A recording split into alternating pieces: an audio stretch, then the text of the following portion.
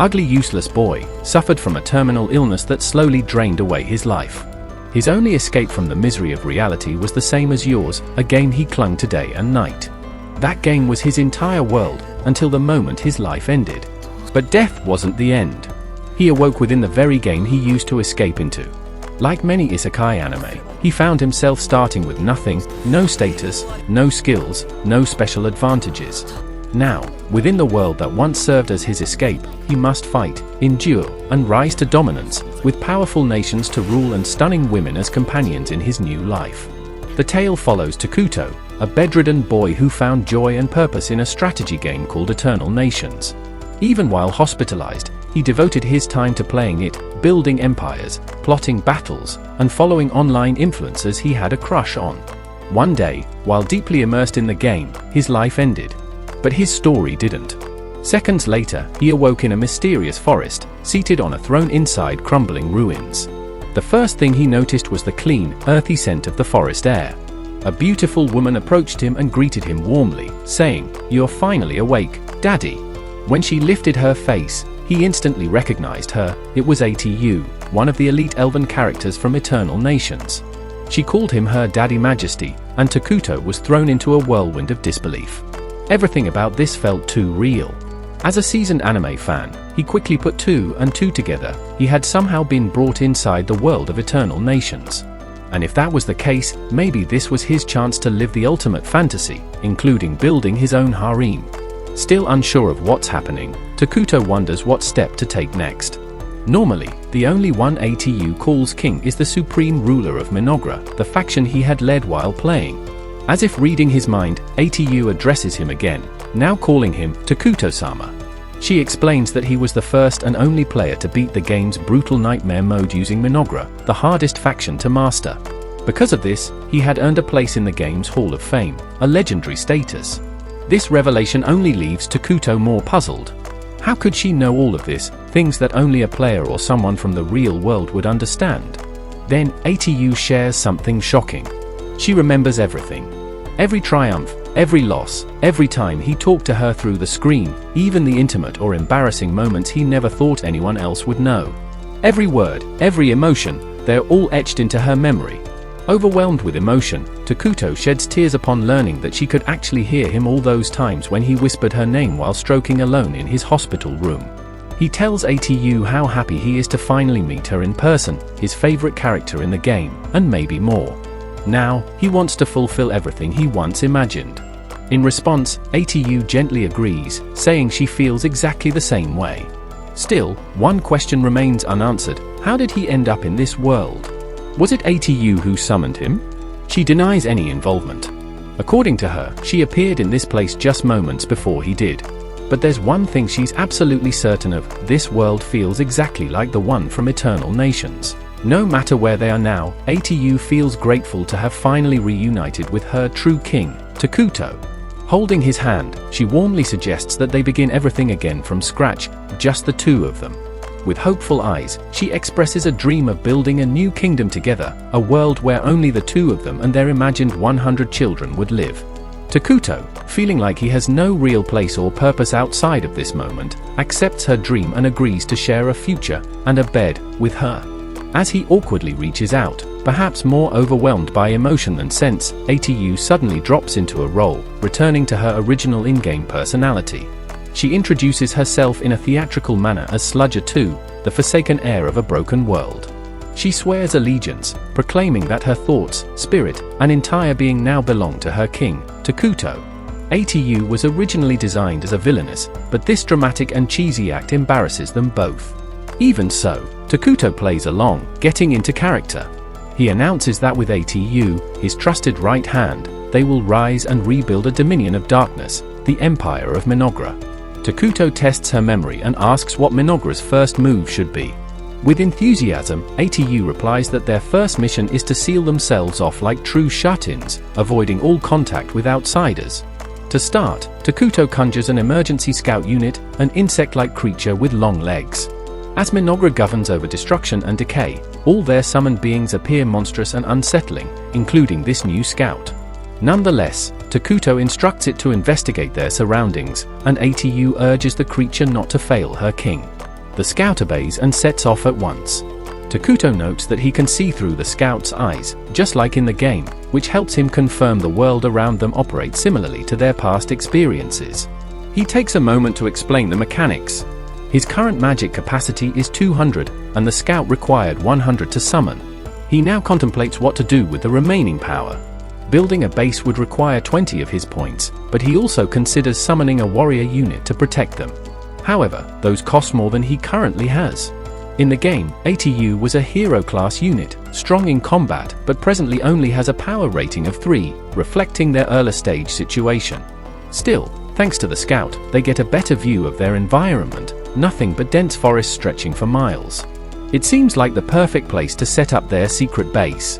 But ATU is uneasy. She finds it odd that there are no signs of animals or even food sources nearby. Moving elsewhere seems too dangerous now, so Takuto decides to send the scout to explore a wider area. Feeling downhearted about not being helpful, ATU expresses disappointment in herself. Takuto, however, reassures her and tells her there is still a way she can be useful, by licking his lollipop. She is so moved by Takuto's compliment that she instantly falls for him. The scout, in the meantime, locates a camp where many dark elves have taken shelter. Takuto wonders what he should do. If he accidentally enters someone else's territory, this would bring trouble, so their best move would be to stay hidden for now. ATU says that if something bad happens, the two of them can always make a run for it, so Takuto becomes motivated once again, and decides to keep an eye on the dark elves from a distance and learn what they're doing here. But out of nowhere, 3 dark elves run into them, leaving both of them in a pinch. Takuto is shocked to find out that the dark elves he plans to avoid, the ones he thought he'd run away from if they ever crossed paths, are standing right in front of him. He and ATU wonder how the encounter will go, but in moments like this, the best thing to do is stay composed, and that's exactly what they do. Meanwhile, the dark elves aren't even planning to kill anyone. They've just been chased from the city they lived in, and, while trying to survive, they've led all their people deep into the forest for safety. After a long journey, they manage to find a place to rest in the cursed land, but they have no food, which means all their children will die. The captain of the Dark Elves, Captain Gari, wanders the accursed forest with his soldiers. They're worried that this journey will end up being pointless, because the land is cursed and there's no way to find food there. Some of them complain that they should have just given up the ghost and died in the city, because they'll end up dead here anyway. They grumble about the rumors they've heard, that the forest was cursed by a man and no life or love can survive in it. Gari cautions his people, if they lose hope now, there's no chance for the children waiting for them. He reminds them that the kids believe in them, and they can't retreat or return empty-handed. Still, as he keeps walking, he considers their words. Deep down, he knows they're right. The chances of survival here are close to 0, but even if the others are scared and want to give up, he's their captain. He has to lead them to victory. As he walks further, he senses Takuto and ATU's energies, and immediately panics. He worries they'll attack them on sight, and he'll lose his team. Whatever he does next will decide the future of his race, so he has to be diplomatic. When he arrives, he sees Takuto, who looks like a black spirit, and ATU, who looks normal. Gari drops to his knees immediately, and his people follow. He admits they've trespassed and shouldn't have come there. ATU demands to know why he came when he knew this place was off limits. Gari explains everything. How their city banished them. How they had to flee without preparation. The long journey. The starving children waiting in the forest. He's anxious, especially because ATU keeps giving him a cold look. He thinks they're going to kill him, but then Takuto asks if he's hungry.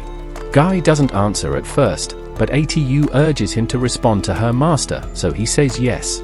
Without hesitation, Takuto materializes several apples for Gari. It's Gari's first time ever laying eyes on an apple. He doesn't even recognize it as food. Takuto assures him that it's sweet and full of juice, something he'll definitely enjoy. Gari pauses, uncertain if it's safe to eat. But when he glances over, he sees his men already chewing happily. ATU encourages him too, but his instincts still hold him back. Then Takuto offers pears as well. This sudden generosity makes Gari suspicious. His kind, the Dark Elves, have never been treated with kindness, they've only known rejection and conflict. He tells Takuto he'd rather bring the food back to his family in the forest. But Takuto jokes that he could feed every woman in the woods if he wanted to. Before the moment gets awkward, he simply releases even more fruit for Gari to take. Guy is overwhelmed by the gesture. At the same time, back in the forest, the children are on the verge of collapse, barely clinging to hope. That's when they notice a familiar scent drifting in, and they're right. Guy and his warriors have returned. Not just returned, but brought with them all the nourishment the village was lacking. He tells them to prepare for a feast, and everyone dives in gratefully.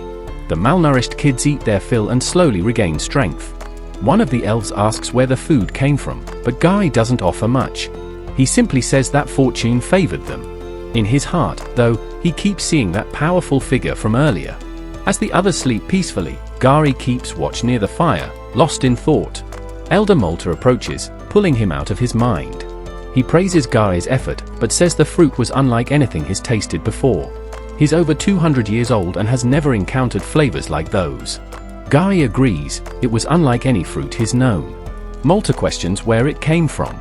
Guy explains they had wandered into the forbidden forest and crossed paths with someone legendary.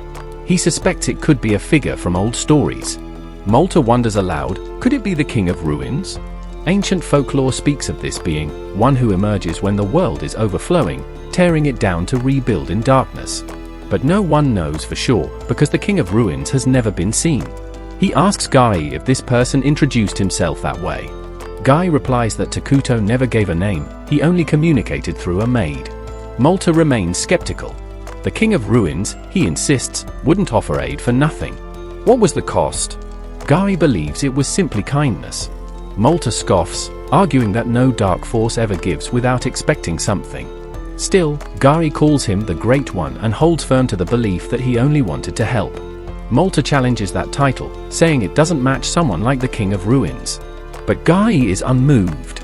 He questions whether it would have been better to starve than accept help. Malta admits that Guy has a point. When the time comes to repay the favor, Malta promises to handle any deals with Takuto himself. The villagers shouldn't worry. Guy watches them sleeping, silently wondering when they'll finally be free from fear. Hopefully, one day soon. Elsewhere, Atu is livid with Takuto for using so much mana on strangers. She forces him to kneel, scolding him for being too soft-hearted. She reminds him they don't yet know what kind of danger Mynoghra holds or how much strength they'll need. In her eyes, he wasted precious resources. Then she catches herself, realizing she shouldn't be so blunt with her king. But Takuto gently reminds her that he can't manage this world alone, he needs her. They work best together. He admits that he didn't feel a connection with the Dark Elves. Maybe it's shyness? Atu hadn't realized, it just seemed like he was acting regal, speaking only through his maid. They tease each other lightheartedly until his pet returns with a scouting report. Thanks for watching. If you like this anime recap, then please like, share and subscribe for the next part.